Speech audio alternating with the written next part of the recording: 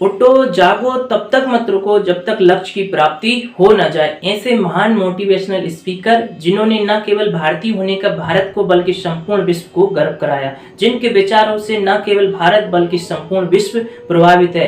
उन्हीं के विचारों से इतना प्रभावित है कि भारत सरकार ने 12 जनवरी 1984 को उनके विचारों को प्रसारित करने के लिए, युवाओं को मोटिवेशनल करने के लिए 12 जनवरी को युवा दिवस मनाने की घोषणा की। और उसी 12 जनवरी 1984 से हर वर्ष युवा दिवस बड़े हर्षोल्लास के साथ मनाया जाता है। स्वामी विवेकानंद जी के विचारों को बताया जाता है और युवाओं को भविष्य में मोटिवेट रहने के लिए और हमेशा मोटिवेट रूप से सफल होने का बारे में जानकारी दी जाती। हर स्कूल, कॉलेज वगैरह हर संस्थान में उनके कार्यक्रम किए जाते विवेकानंद जी का। तो माय डियर फ्रेंड्स, हम सब भी इस वीडियो के माध्यम से विवेकानंद जी के बारे में जानेंगे और फिर अंत में जानेंगे कि उनके जीवन से हमें क्या शिक्षा मिली है। तो पहले उनका जीवन परिचय जान लेते हैं।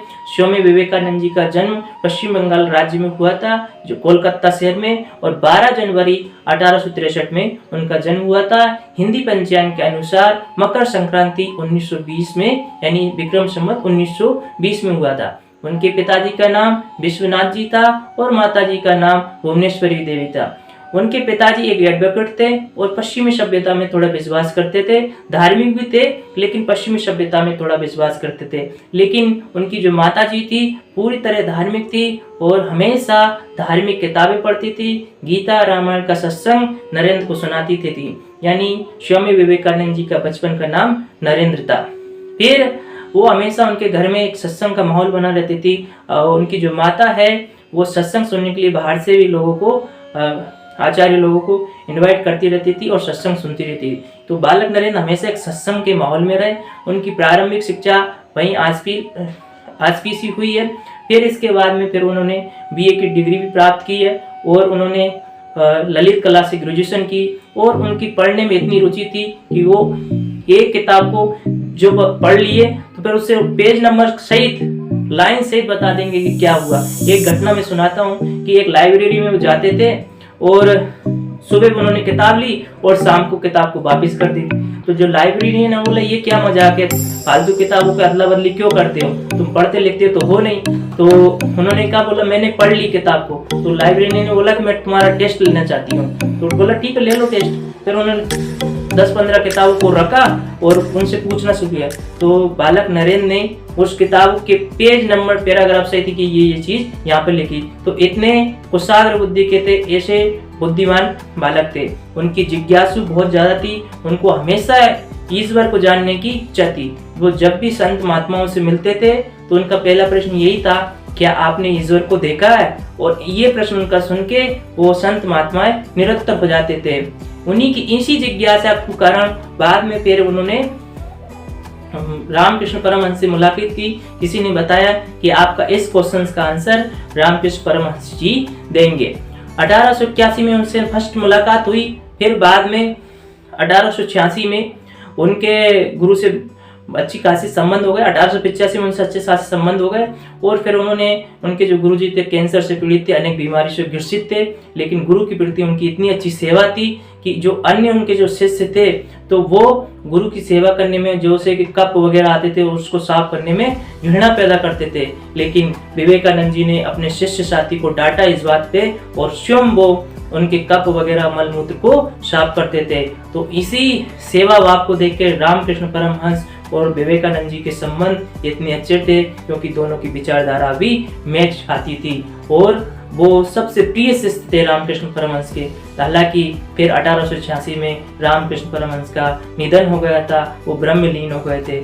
इसके बाद फिर उन्होंने आध्यात्मिक शक्तियों का प्रचार प्रसार शुरू करने किया। हालांकि 1884 में उनके पिताजी का भी निधन हो गया था।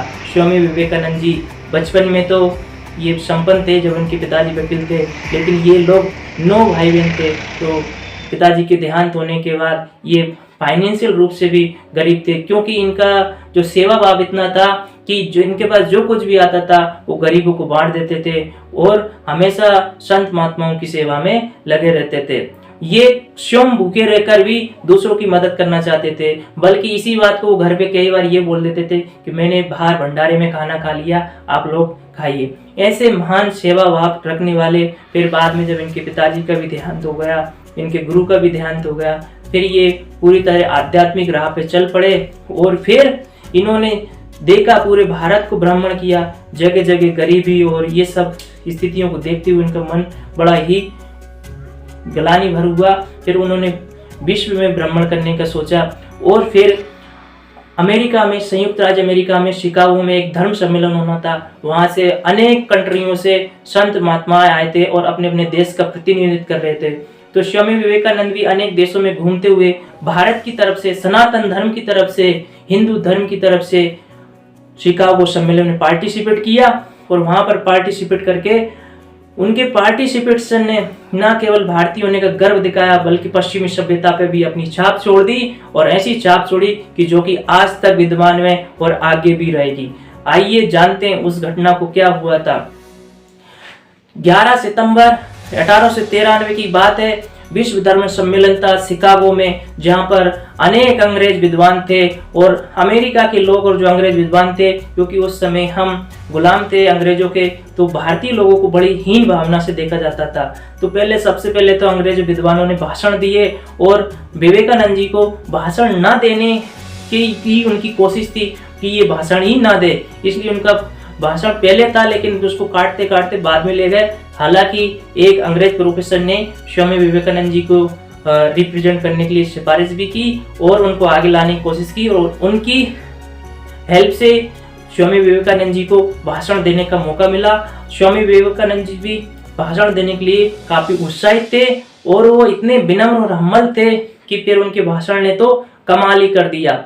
जैसे ही वो मंच पे आए तो स्वामी विवेकानंद जी 1 मिनट तो पूरी तरह देखते रहे, पूरी सभा को देखा। उस सभा में 8000 लोग उपस्थित थे और उन सबको एक एक करके ऐसे निहार रहे जैसे कि एक योद्धा जब रणभूमि में रहता है तो जैसे अपने शत्रु को देख रहा है, लेकिन यह भाव उनका शत्रु भाव से नहीं था बल्कि प्रेम पूर्वक और हर्षोल्लास के साथ सभी की तरफ निहार रहे थे। वहां पर उपस्थित लोगों ने सोचा क्योंकि विवेकानंद जी अब शायद कुछ बोल नहीं पाएंगे या ये नर्वस हो गए, लेकिन उनको क्या पता था भारत का ये शेर, भारत के ये महान आध्यात्मिक गुरु ऐसे भाषण देंगे कि इन सबकी जो आंखें थमी की थमी रह जाएंगी। जैसे ही विवेकानंद जी ने मंच पे खड़े होकर सबको देखने के बाद फिर बोलना शुरू किया, उन्होंने बोला कि मैं brother and sister of America, यानी कि मेरे भाइयों और बहनों, यानी अमेरिका के मेरे भाइयों एवं बहनों। तो ये बात सुनते ही तालियों की गड़गड़ाहट मच गई और सब लोगों ने बोला कि ये जिससे ना हमारा खून का संबंध है, ना देश का संबंध है, ना कलर का संबंध है, ऐसे पराये व्यक्ति ने हमको भाइयों एवं बहनों से संबोधन किया, ऐसे महान हम्बल तो ये एक महान संत ही होंगे। तालियों की गड़गड़ाहट से गूंजता रहा ग्राउंड। इसके बाद फिर उन्होंने भाषण को कंटिन्यू किया। फिर उन्होंने बताया कि हम ऐसे देश से आते हैं, ऐसे धर्म से आते हैं जो कि हमेशा सहिष्णुता की बात करती है, वसुधैव कुटुंबकम की बात करते हैं, ना हम किसी जाति से करते हैं ना बल्कि संपूर्ण विश्व को हम अपना परिवार मानते हैं। इस विचारधारा से हम लोग आते हैं और मुझे गर्व है भारतीय होने पर, जिन्होंने आयुर्वेदों को शरणार्थी बनाया, यानी जो विश्व से सताए हुए लोग हैं उनको भारत में स्वीकार किया और उनको न केवल स्वीकार किया बल्कि उनकी हेल्प भी की। हम ऐसे धर्म से बिलोंग करते हैं जो ना कि दूसरे धर्मों को सम्मान देते हैं बल्कि उनकी रक्षा भी करते हैं, ऐसे हमारा सनातन धर्म है। और बोला कि हम उन सभी धर्मों का भी सम्मान करते हैं जो अलग अलग पंथ से बिलोंग करते हैं। उन्होंने फिर बोला कि बचपन से मैं एक लाइनों को पढ़ता हूँ जो कि संस्कृत का श्लोक है, मैं उसका हिंदी ट्रांसलेट बताता हूँ कि जिस प्रकार अलग अलग नदियाँ अलग अलग उद्गम स्थल से निकलकर अलग अलग मार्ग से बहकर बाद में जाके समुद्र में ही मिलती है, उसी प्रकार व्यक्ति अलग अलग धर्मों से गुजरकर बाद में अंत में सिर्फ उसी ईश्वर के पास, उसी ब्रह्मलीन शक्ति में मिलता है। बोला ये संत सभा, ये सम्मेलन इस बात से साबित होता है क्योंकि श्रीमद् भगवद गीता में भगवान श्री कृष्ण ने कहा है कि जो व्यक्ति मेरी तरफ आता है, चाहे वो किसी भी मार्ग से आए यानी किसी भी तरीके से आए, अंत में वो मुझे ही मिलता है। इसलिए हम सभी धर्मों का सह दिल से सम्मान करते हैं और विश्व को बंधुत्व मानते हैं, यानी इस पूरे विश्व को हम एक परिवार का रूप मानते हैं। ऐसी उन विचारधाराओं को, उनका भाषण सिर्फ 5 मिनट का था और कहते हैं वो लगातार 3 घंटे तक बोलते रहे और सभी लोग सुनसान सुनते रहे। उनकी बातों को सुन के लोग तालियां बजाते, फिर शांतिपूर्वक तरीके से सुनते रहते। फिर अगले दिन जब अमेरिका के न्यूज़ खबरों में ऐसी खबरें समझी कि भाषण तो सभी विद्वानों के अच्छे थे, लेकिन भारत से आए स्वामी विवेकानंद जी का भाषण बड़ा ही जबरदस्त था। फिर वो इतने फेमस हो गए वहाँ पर उन्होंने 3 साल तक गुजारे और भारतीय सनातन धर्म की शिक्षा दी अमेरिका में भी, और उनके वहाँ पर अनेक शिष्य बन गए और फिर उन लोगों को सबको संतुष्ट करके फिर बाद में वो वापस भारत लौटे। और फिर भारत में भी उन्होंने आज़ादी की लड़ाई में युवाओं को प्रेरित किया। कहते हैं कि वो सिर्फ हिंदू धर्म के ही प्रेरणा स्रोत थे, स्वतंत्रता सेनानी नहीं थे, जबकि ऐसा नहीं है। कितने स्वतंत्रता सेनानियों के पास उनकी किताबें थी, उनके विचारों को वो हमेशा मनन करते रहते, उनसे ओतप्रोत हो जाते थे। क्योंकि महात्मा गांधी जी ने भी उनके बारे में कहा है कि स्वामी विवेकानंद जी के विचारों को सुनकर मैं भारत के प्रति मेरी श्रद्धा 1000 गुना बढ़ गई। और रविन्द्रनाथ टैगोर ने बोला कि बोलो भारत को जानना है तो स्वामी विवेकानंद जी को पढ़ो। ऐसे महान विचारक थे वो। और फिर युवाओं भी लोग उनसे हमेशा प्रेरित रहते थे। तो इन विचारधाराओं से ओतप्रोत होने के बाद फिर उन्होंने अनेक आध्यात्मिक कार्यक्रम किए और भारत में अनेक सभाएं की। उनकी लोकप्रियता बढ़ती चली गई, लोग उनके पास मिलने आते रहते, सत्संग सुनने में उनके आसपास हमेशा भीड़ लगी थी। ऐसे बिजी शेड्यूल होने के कारण तो धीरे धीरे फिर उनका स्वास्थ्य पर भी उनका प्रभाव पड़ा और स्वास्थ्य पे प्रभाव पड़ने के बाद वो अनेक बीमारी से ग्रसित होते रहे, लेकिन हमेशा आध्यात्मिक शक्ति की वजह से वो हमेशा चमकते रहे। उन्होंने पहले भी घोषणा कर दी थी कि मैं 40 वर्ष से अधिक नहीं जी पाऊंगा। फिर उन्होंने एक दिन निर्णय लिया और 4 जुलाई 1902 को फिर वो अंत में समाधिहीन हो गए और अपना जीवन को ब्रह्मलीन कर लिया। तो उनके अनुयायी कहते हैं कि उन्होंने ब्रह्मलीन कर दिया, लेकिन आम मानव ये समझता है कि वो मृत्यु को प्राप्त हो गए।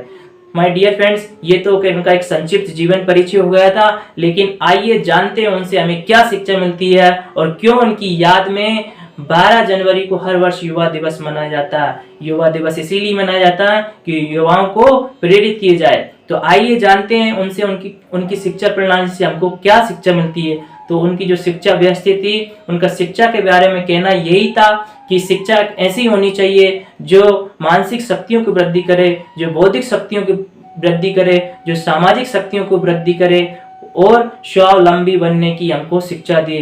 शिक्षा वो नहीं है जो केवल कोई एग्जाम फाइट कर लिया या कोई बड़े मंचों पे भाषण दे लिया, बल्कि शिक्षा वो है जो संपूर्ण मानव समाज के काम आए और व्यक्ति खुद भी स्वावलंबी बन सके। ऐसी शिक्षा होनी चाहिए। उन्होंने आध्यात्मिक शिक्षा की तरफ भी बल दिया और स्वावलंबी होने की शिक्षा की तरफ भी बल दिया। उन्होंने शिक्षा के बारे में एक लाइन बोली, शिक्षा मनुष्य की अंतर्निहित पूर्णता की अभिव्यक्ति है। शिक्षा के बारे में उनकी इस लाइन को, जो शिक्षा मनोविज्ञान की जिन्होंने किताब पढ़ रखी है, उन्होंने इसके बारे में जाना होगा बिल्कुल से। तो ऐसे महान विचारक थे। उन्होंने युवाओं को मोटिवेट करने के लिए अनेक थॉट्स दिए। 1-2 लाइन में आपको दे देता हूँ। उन्होंने बोला कि उठो, जागो, तब तक मत रुको जब तक कि लक्ष्य की प्राप्ति न हो जाए। उन्होंने बोला कि एक डिसीजन में, जिंदगी में एक विचार लो, उसको सोचो, उस पे काम करो, उस पे प्रैक्टिस करो और उसी को अपना पूरा जीवन बना लो। तो ऐसे महान विचारक थे स्वामी विवेकानंद जी। तो उनसे हमें बहुत कुछ सीखना चाहिए। अंत में आप सभी लोगों को एक बार पुनः स्वामी विवेकानंद जी की जयंती पर आप सभी लोगों को हार्दिक हार्दिक शुभकामनाएं। और एक बार मैं पुनः कहूंगा, माय डियर फ्रेंड्स, अपने माता पिता की फिक्र को फक्र में बदल दो। उठो, जागो और तब तक मत रुको जब तक कि अपने लक्ष्य की प्राप्ति न हो जाए। जय हिंद, जय भारत।